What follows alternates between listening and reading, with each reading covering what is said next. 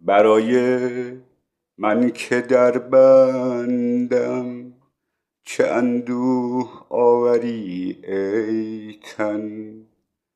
فراز وحشت داری، فرود خنجری ای تن.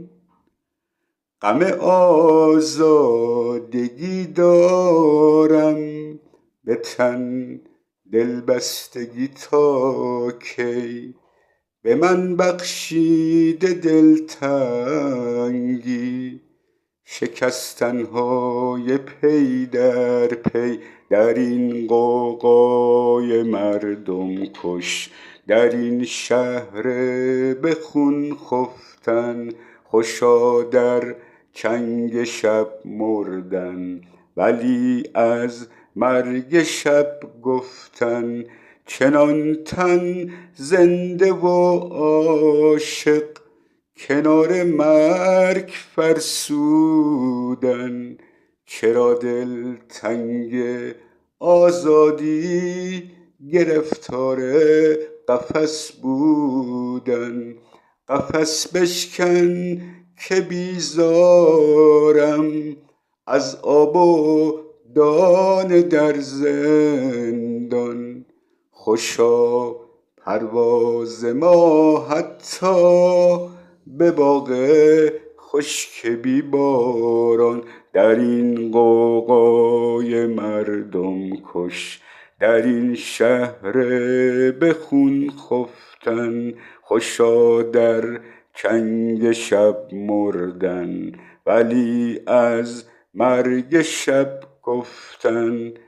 در آواره شب و دشنه چکد از قلب من خونم، که می بینم من عاشق چه ماری خفته در محراب. خوشا از بند تن رستن پی آزادی انسان.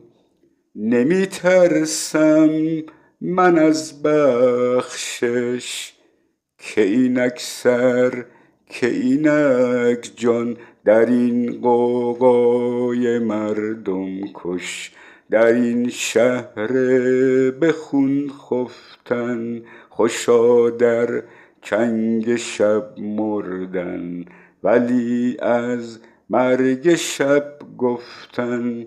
اگر پیرم اگر برنا، اگر برنای دل پیرم، به راه خیل جان بر کف که می میرند می میرم.